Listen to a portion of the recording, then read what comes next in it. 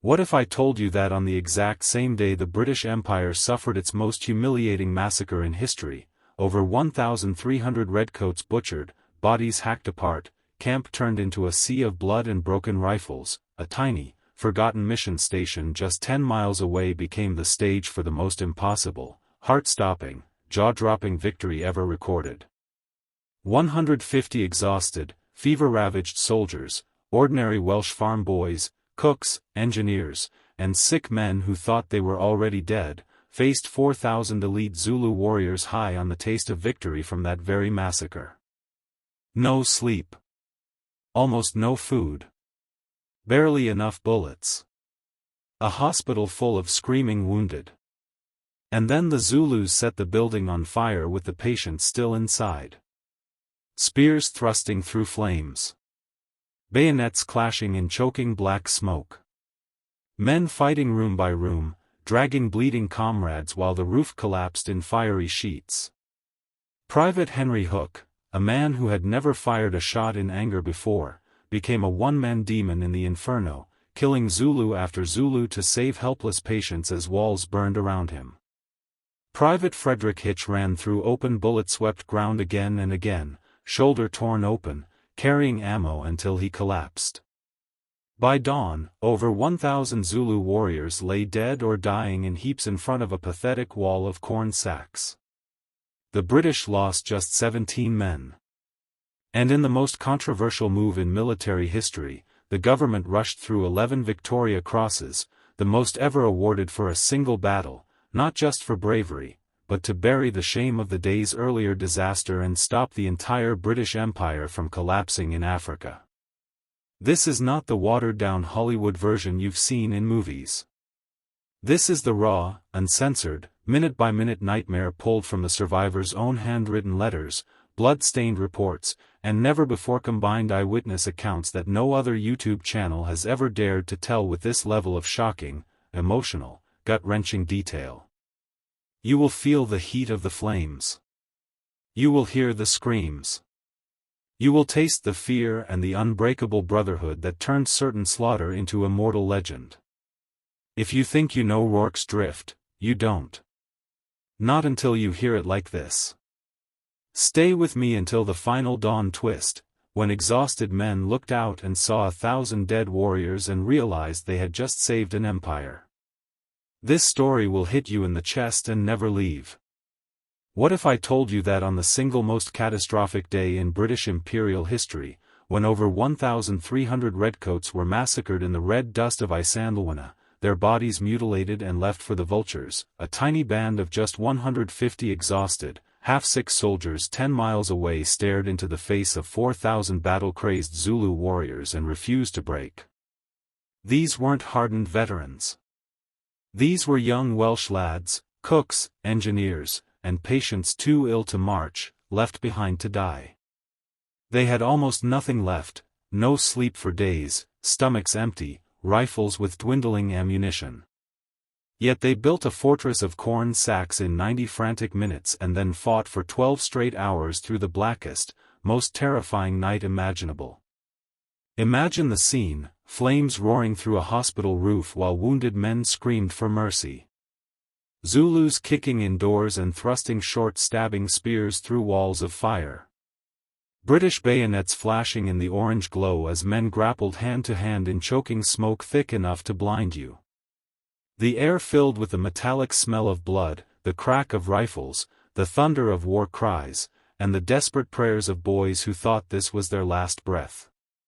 Private Henry Hook, a quiet 28-year-old who had spent his army life as a cook and servant, never imagining he would become a legend, found himself in a smoke-filled room with 6 helpless patients as the building burned around him. He fought like a man possessed by something beyond fear, dragging bleeding soldiers from room to room while the ceiling collapsed in fiery sheets and Zulus lunged at him with assegais. He killed warrior after warrior in the pitch black, his bayonet and rifle but his only weapons when bullets ran out. Later he would say simply, "I was just doing my duty," but his actions that night saved lives and earned him immortality. Private Frederick Hitch ran across open ground under a hail of bullets, his shoulder ripped open, carrying heavy boxes of ammunition to the barricades until he could barely stand. Lieutenant John Chard, a quiet engineer who had never seen combat, directed the defense with ice-cold calm. Lieutenant Gonville Bromhead, an aristocrat who loved hunting more than soldiering, moved along the lines cracking dark jokes to keep terrified men from breaking. By the time the sun rose, over 1,000 Zulu bodies lay piled before the mealybag walls. The British had lost just 17 men. And in London, panicked politicians who feared the empire itself would crumble used this tiny victory to award 11 Victoria Crosses, the most ever for one action, turning national shame into roaring pride and keeping Britain in Africa. This is the real, raw, never-before-told with this emotional depth story of Rorke's drift. The details come straight from the survivors' own words, letters, reports, and accounts that have been buried in archives for 147 years. No other video on YouTube has ever laid it out scene by scene like this, with the fear, the brotherhood, the horror, and the unbreakable human spirit that turned impossible odds into legend. Let's go back to that blood-red afternoon of January 22, 1879. The sun is sinking low over the hills of Zululand, painting everything in shades of fire and death. Just hours earlier, at Isandlwana, Lord Chelmsford's main British force has been annihilated. 20,000 Zulu warriors, using their legendary buffalo horns formation, swept around the British camp like a living tide. Rifles jammed in the dust. Ammunition wagons were left too far away. In a matter of hours, over 1,300 redcoats and their African allies lay dead, bodies hacked by assegais, the ground slippery with blood. It was the worst disaster the British Empire had suffered against an indigenous force in decades. The shockwaves reached London instantly. But while the main army was dying, a 4,000-strong Zulu reserve, the Isandlwana regiment, fresh, furious, and hungry for glory after missing the big fight, broke away and marched straight toward the small mission station and supply depot at Rorke's Drift. Their orders were clear: wipe out the last British foothold and prevent any regrouping. These warriors were elite, battle-hardened, carrying large cowhide shields and short stabbing spears designed for close killing. Some had captured rifles, but most trusted their assegais and their legendary courage. From the Zulu side, oral histories passed down through generations speak of warriors who had tasted victory at Isandlwana and now saw Rorke's Drift as the chance to finish the job completely. They were not mindless attackers, they were proud fighters defending their land against invaders, driven by discipline and the desire to prove themselves to their king. At Rorke's Drift itself, the British garrison numbered around 150 souls. Most were soldiers of B Company, 2nd Battalion, 24th Regiment of Foot, young Welsh recruits, many still in their teens and early 20s, who had never faced anything like this. Many were already suffering from fever and exhaustion after weeks of campaigning. There was a small hospital with about 30 wounded or ill patients who could not be moved. The post was supposed to be a quiet supply depot and mission, not a fortress. Command fell almost by accident to two lieutenants who had met for the first time that very day: Lieutenant John Chard of the Royal Engineers, a 31-year-old methodical man who preferred building bridges to fighting, and Lieutenant Gonville Bromhead of the 24th, a 33-year-old aristocrat known more for his sporting exploits than battlefield command. When scouts brought word of the massive Zulu force approaching, dust clouds rising like a storm on the horizon, the men felt a chill that had nothing to do with the African night. They could have abandoned the post. They could have loaded the sick onto wagons and tried to flee across the river. Many expected to die. But Assistant Commissary James Dalton, a former sergeant with a sharp tactical brain, convinced Chard and Bromhead to stay and fight. "We can make this place defensible," he argued. And in that moment, something extraordinary happened. Ordinary men decided they would not run. In a frantic race against the setting sun, the 150 defenders turned the mission station into an improvised fortress. They hauled hundreds of heavy 400-pound mayalai bags, sacks of corn, and stacked them into 4-foot-high walls around the entire compound. Biscuit boxes became firing steps. Loopholes were smashed through the walls of the hospital and storehouse so rifles could poke out. Wagons and crates were dragged into place to strengthen weak spots. Every man worked with sweat pouring down his face, muscles burning, heart pounding, because they all knew what was coming. Color Sergeant Frank Bourne, the steady voice of experience, barked calm orders that kept panic from exploding. The men could hear distant war cries echoing from the hills, Usuthu. The Zulu battle cry that had just helped destroy an entire British column. As the afternoon light faded to blood red, the first Zulu scouts appeared on the Oscarburg ridge above the station. Then thousands more. Shields black and white, assegais glinting, the war chant rolling like thunder across the valley. The sound alone was enough to make a man's blood run cold. Private Frederick Hitch, posted as lookout on the storehouse roof, shouted the warning that froze everyone's hearts. A massive column of Zulus was coming straight for them. At around 4:30 in the afternoon the first major assault began. Around 600 elite warriors of the Isandlwana regiment charged the south wall like a black wave. Lieutenant Chard gave the order, "Make ready, present, fire." The heavy Martini Henry rifles roared as one. The big .577/.450 caliber bullets slammed into the advancing Zulus with devastating force, hurling warriors backward, spinning them through the air, tearing bloody gaps in their ranks. But the Zulus did not break. They kept coming with incredible discipline and courage, closing the distance fast. When the warriors reached the mealybag walls, the fighting turned savage. Bayonets clashed against assegais. Men stabbed, clubbed, grappled in brutal hand-to-hand combat. Blood sprayed across the sacks of corn. The defenders fired, reloaded, fired again until their shoulders were bruised raw and their fingers bled from working the heavy rifle actions. Lieutenant Bromhead moved along the line like a man possessed, encouraging his terrified soldiers with dark humor even as bullets whistled past his head. "Steady, lads," he called. "Give them another one for Old England." As darkness fell completely, the Zulus changed tactics. They began setting fire to the hospital building. The thatched roof caught like dry tinder, and soon flames roared into the night sky, lighting the entire battlefield in an eerie, hellish orange glow. Inside the burning hospital, wounded British soldiers lay helpless on their beds, unable to move. Zulus kicked in doors and thrust spears through windows and gaps in the walls. Thick black smoke filled the corridors, making it almost impossible to see or breathe. The screams of the patients mixed with the savage war cries, a sound that would haunt the survivors for the rest of their lives. This is where the nightmare became almost unbearable.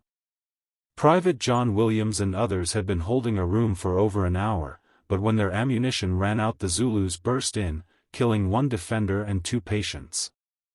Williams hacked through a partition wall with his bayonet while Private Henry Hook held the door with his rifle and bayonet, stabbing and clubbing Zulus who tried to force their way in. Hook, the cook who had never sought glory, fought with a ferocity born of pure desperation. He dragged wounded men from room to room as the flames licked closer, the heat searing his skin, the smoke burning his lungs. He killed 3 Zulus in one room before diving through a hole into the next, then helped break through 3 more partitions to save 8 patients.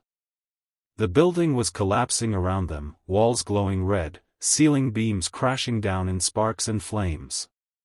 Yet Hook refused to abandon a single man. His own words later described the terror, the Zulus firing through doors, assegais striking his helmet, the choking smoke that made every breath feel like fire. Corporal William Allen stood on the barricade firing with deadly accuracy even after being shot. Surgeon James Reynolds worked tirelessly inside the compound, treating the wounded while bullets flew around him, his hands steady despite the chaos. Corporal Christian Schiess, a Swiss volunteer with a badly wounded leg, stood on the mealie-bag wall and engaged Zulus at point-blank range, refusing to leave his post. The fighting inside the hospital became a room-by-room slaughter. British defenders battled in pitch darkness and choking smoke, using bayonets and fists when rifles were empty. At several points the Zulus broke into the hospital compound and had to be cleared out in desperate close-quarters combat. Flames lit the scene with an eerie orange glow, casting long shadows of struggling men across the walls. The air was thick with the smell of burning thatch, gunpowder, and blood. Men shouted encouragement to one another, "Hold on, lads." Their voices hoarse with exhaustion and fear. Outside, the main barricades continued to hold by the thinnest of margins. Lieutenant Chard personally led small parties of men to repair breaches in the wall whenever the Zulus managed to pull down sections of the mealie bags. He remained calm and methodical even as the battle raged, directing fire and moving reserves with the precision of an engineer building under fire. Lieutenant Bromhead displayed unexpected leadership, moving from position to position, joking with exhausted soldiers to keep their spirits up, and ensuring that no part of the line was left unsupported. Color Sergeant Bourne's steady voice could be heard above the din, calling out, "Steady, lads, aim low, fire," helping to prevent panic from spreading even as the Zulus tried to outflank, scale the walls, and set more fires. The Zulu attacks came in relentless waves throughout the long night. The warriors tried every tactic: frontal assaults, flanking moves, attempts to climb the walls. From the Zulu perspective, oral histories speak of warriors frustrated by the British firepower yet driven forward by pride and the memory of their victory at Isandlwana. They had never faced such determined resistance from so few. Yet they kept charging, showing the same incredible courage that had destroyed a much larger British force earlier that day. By 4 o'clock in the morning the Zulus launched what would be their final, most desperate assault. Thousands of warriors hurled themselves at the barricades in one last massive push. The ground in front of the walls was already slippery with blood. The air was thick with smoke and the smell of gunpowder and burning flesh. The defenders, utterly exhausted, many wounded, somehow found the strength to keep firing and fighting. Shoulders bruised from recoil, fingers raw, eyes burning from smoke and fatigue, yet they held. Then, almost suddenly, the attack stopped. A strange silence fell over the battlefield as the first faint light of dawn began to creep across the hills. The men at Rorke's Drift, barely able to stand, looked out over their makeshift defenses and could scarcely believe what they saw. Hundreds of Zulu bodies lay piled in front of the mealie-bag walls. Many more had been carried away by their comrades or had crawled off to die later from terrible wounds. Conservative estimates put the Zulu dead at over 500 on the field itself, with the total number killed or mortally wounded approaching 1,000. The once proud Isandlwana regiment had been shattered. The British garrison had lost only 17 men killed. Almost every survivor was wounded or completely drained of strength. When Lord Chelmsford's relief column finally arrived later that morning, they found the tiny mission station still standing, the Union Jack still flying defiantly, and the surviving defenders too exhausted even to raise a cheer. One officer described the scene as a miracle. The men simply stared with hollow eyes, their faces black with powder and blood, their uniforms torn and scorched. The news of Rorke's Drift reached Britain with the speed of lightning. The public was still reeling from the horror of Isandlwana. Newspapers screamed of imperial humiliation and demands for withdrawal from South Africa. Politicians in London feared that the disaster would destroy support for the war and possibly even threaten the government itself. In response, the authorities did something remarkable and highly controversial.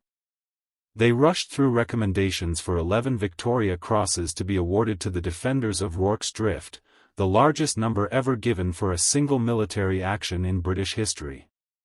Lieutenants Chard and Bromhead both received the coveted medal, as did Private Henry Hook, Private Frederick Hitch, Corporal William Allen, Surgeon James Reynolds, Assistant Commissary James Dalton, Corporal Christian Sheese, and several others. The newspapers seized on the story with enthusiasm. Headlines proclaimed it one of the greatest feats of arms in the annals of warfare. Songs were quickly written and performed in music halls across the country. The tale of the brave stand at Rorke's Drift became an instant national legend. Public attention shifted dramatically from the shame of Isandlwana to the glory of Rorke's Drift. The heroes were celebrated, and the momentum of anti-war sentiment was effectively blunted. The war continued. Several months later, at the Battle of Ulundi, the British finally crushed the main Zulu army and burned the royal kraal. King Cetshwayo was captured, and Zululand was brought under British control. The empire had survived its moment of greatest peril in southern Africa.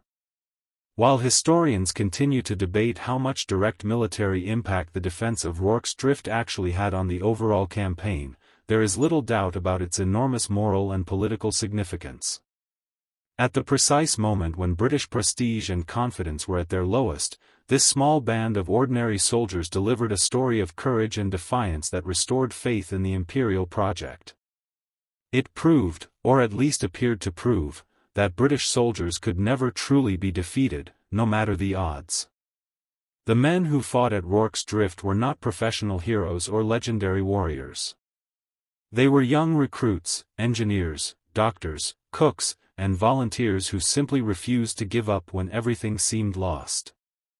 Their stand showed that ordinary men, when pushed to the limit, can achieve extraordinary things through courage, discipline, quick thinking, and sheer bloody-minded determination. More than 145 years later, the story of Rorke's Drift continues to captivate people around the world because of the raw human emotion at its core, the fear that turned into unbreakable brotherhood, the terror inside that burning hospital, the quiet heroism of men who never asked to be legends. This is the version of the story that has never been told on YouTube with this level of intimate, scene-by-scene, emotionally honest detail drawn straight from the survivors' own words. Rorke's Drift stands as a powerful reminder that history can turn on the actions of a few determined individuals. When faced with overwhelming odds, these 150 men chose not to run, not to surrender, but to fight with everything they had. In doing so, they not only saved their own lives but helped preserve an empire and created a legend that still inspires courage and resilience today. Their story teaches us that true bravery is not the absence of fear, but the refusal to let fear dictate our actions. It shows us that leadership can emerge in the most unlikely places and that even the smallest stand, when held with conviction, can have consequences far beyond the battlefield. 150 ordinary men. 4,000 Zulu warriors. 12 hours of hell. 17 British dead. Over 1,000 Zulu casualties. 11 Victoria Crosses. One impossible victory that saved an empire. That is the true, shocking, and unforgettable story of Rorke's Drift.